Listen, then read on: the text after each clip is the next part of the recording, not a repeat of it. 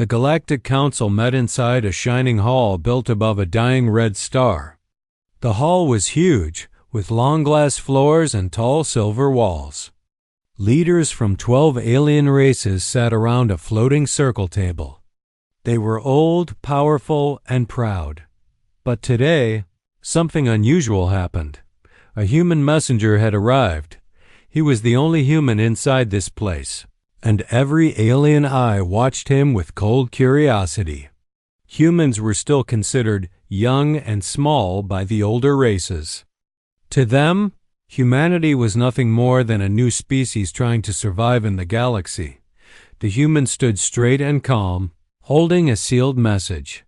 His name was Elias Ward, and he spoke with a steady voice. "I bring a final warning from humanity," he said. "Do not enter the soul frontier. It belongs to us. Stay away from the crystal fields." For a second, the hall went silent. Then, soft laughter began. It grew louder and louder. The Varnak commander, a tall reptile-like alien, leaned forward. "Human," he hissed, "you dare warn the Council? You own only one small system." A feathered ambassador from the Zeri added, "Humans should be grateful we even speak to them." Elias did not move. "This is no joke. Crossing the soul frontier will bring conflict. We want peace, but we will defend our home." The Council ignored his words. They thought humans were bluffing. They believed humans did not have the technology or the strength to protect anything valuable. The crystal fields near the soul frontier were rare and powerful, and the Council wanted them for themselves. The Council leader, an ancient creature with 4 glowing eyes, gave the final order. "Operation Spearfall begins. We enter the human zone tomorrow."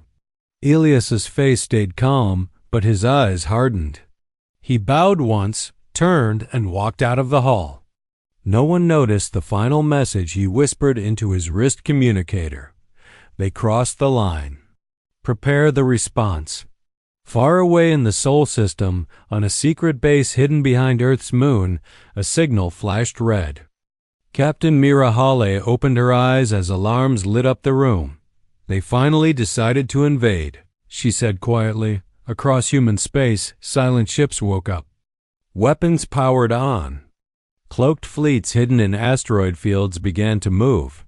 The Council thought they were entering weak, empty space. They were wrong. Humanity was ready. And they had been waiting. The Council fleet entered the soul frontier with full confidence. Their ships were huge gold, black, and silver war cruisers that glowed with alien energy. They moved like kings entering land they believed already belonged to them. But the space around them felt wrong. Too quiet. Too still.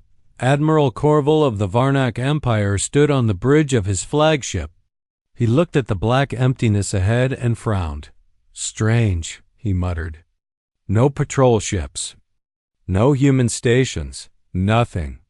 The Zeri captain on his screen chirped nervously. "Maybe the humans ran away?" "They knew we were coming." Corval laughed. "Humans are loud, emotional creatures.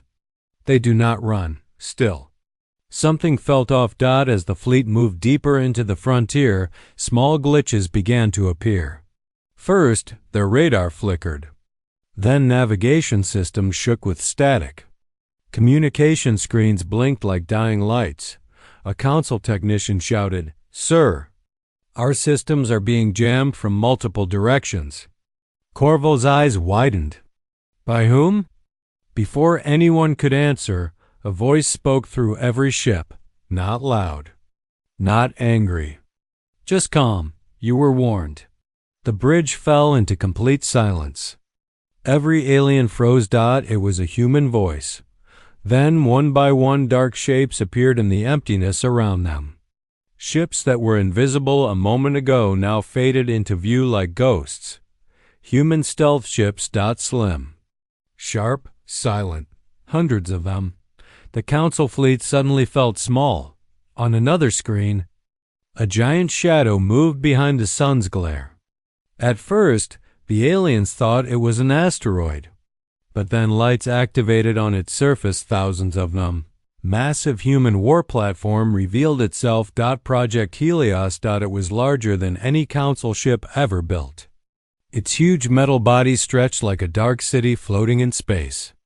Energy rings spun around it with slow, deadly power. The council officers gasped. They had never seen humans build something like this. Admiral Corval whispered, "Impossible. Humans should not have this power." A new voice entered the channel. "Cool. Control. Captain Myra Hawley. This is your final chance," she said.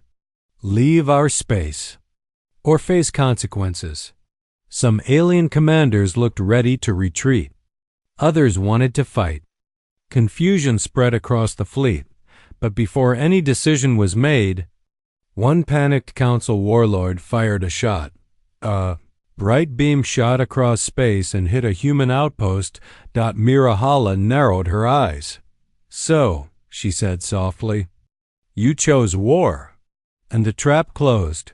The moment the council warlord fired, everything changed. A single blast hit a small human outpost near the frontier. The explosion lit up the dark space like a burning star. Council ships cheered. Thinking they had won the first move, they were wrong. Inside the command room of Project Helios, Captain Mirahale watched the impact without blinking. The blue light from the screens reflected in her calm, cold eyes. "Mark the attacker," she ordered. "Disable him first." Her crew moved instantly. Across the battlefield, human drones woke up, thousands of silent machines drifting in the dark like metal insects. Their eyes glowed white as they locked onto targets. In less than 2 seconds, they surrounded the attacker's cruiser. The warlord shouted, "What is this?" "Destroy them." But before his ship could charge a second shot, the drones fired thin electric beams. Not powerful enough to kill, but enough to shut down everything. The enemy ship went dark. Alarms echoed inside it. Systems died. Engines froze. The lights faded out until only emergency red glowed. The warlord sat in shock. What kind of weapons are these?" He had no answer. The council fleet tried to scatter, but they couldn't. The entire Sol frontier had become a trap, a web of human tech waiting for this exact moment. Human fighters shot forward next. They were fast, sharp, and controlled by advanced AI. They wove between council ships like silver arrows. They did not destroy, they disabled, hitting engines and weapons with perfect accuracy. Every council officer felt the same thing: fear. On the bridge of the Zeri ship, Captain Ree clutched his feathers. "They're not even trying to kill us," he whispered. "They are playing with us." Back on Project Helios, Mira Hawley watched the battlefield unfold like a well-planned game. "We outnumber them?" a young human officer asked. "No," Mira replied. "They outnumber us 3-1. "Then how?" "Because we trained for this." Because they ignored the warning. Project Helios rotated slowly, energy rings humming.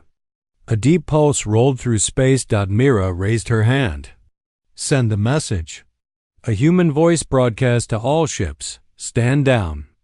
You have violated human space. You cannot win. Surrender now."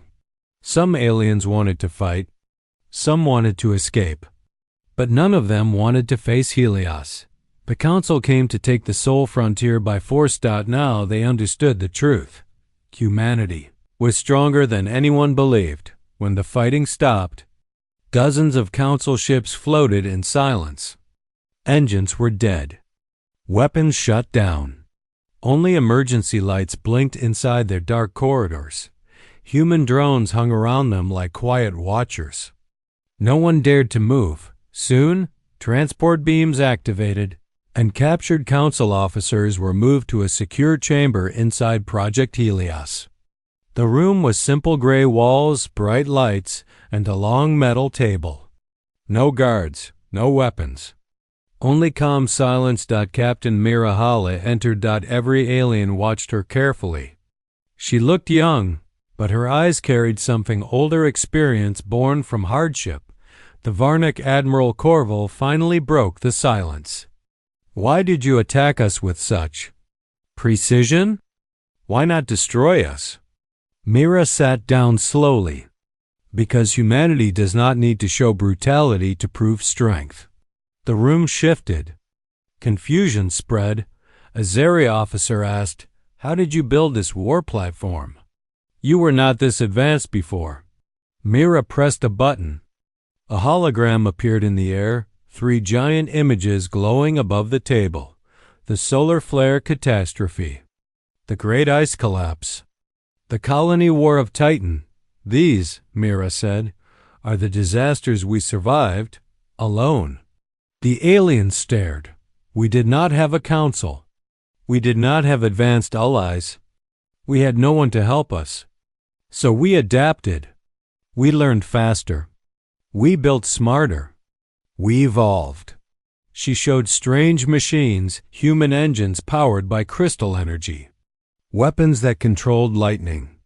AI systems that learned from every battle. In the last 50 years, humanity grew at a speed no one expected. We discovered the crystal fields first. We decoded their power. We understood how dangerous they were. The Varnic Admiral narrowed his eyes. And you claim they belong only to you? No, Myra replied calmly. We protect them because someone must. The crystals are unstable. If used wrongly, they can tear a system apart. Your council wants them for power, not science. Silence filled the room. Mira continued. We warned you because we wanted peace. You ignored it because you believed humans were small.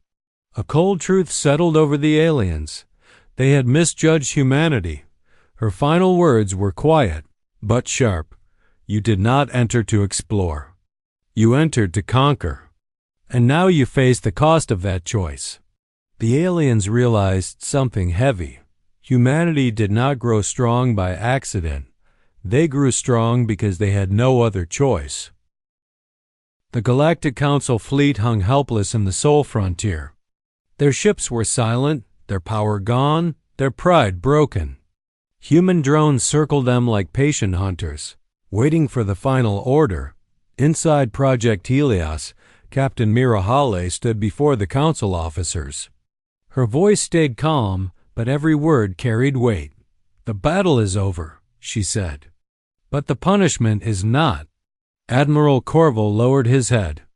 What will humanity do to us? Mira stepped closer. We will not destroy you. That is not our way. But you will face consequences. She pressed a button, and a new hologram appeared, 3 points glowing across a star map. These are the terms for peace, she said firmly. 1. The Galactic Council will return every resource stolen from human space.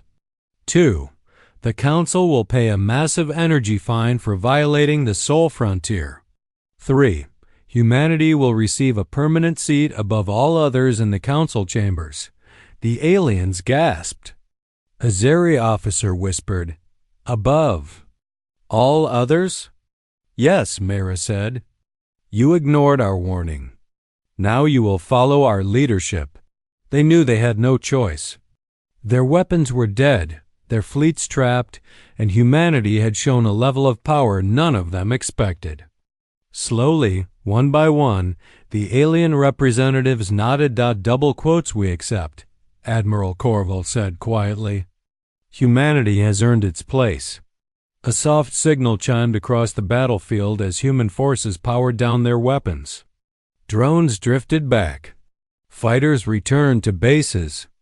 The Soul Frontier grew calm again, but something new happened across the galaxy. When news of the Council's defeat spread, smaller alien civilizations whispered in joy. For years, many had suffered under the Council's strict rules. Now they saw hope. They saw a new power, strong but fair. They saw humanity. Later, inside the Council's Grand Hall, for the first time ever, a human stood at the center seat. Flags of every race hung around the room. All eyes were on Mira Haladat. She spoke clearly to every world watching. Humanity does not start wars. We do not seek control.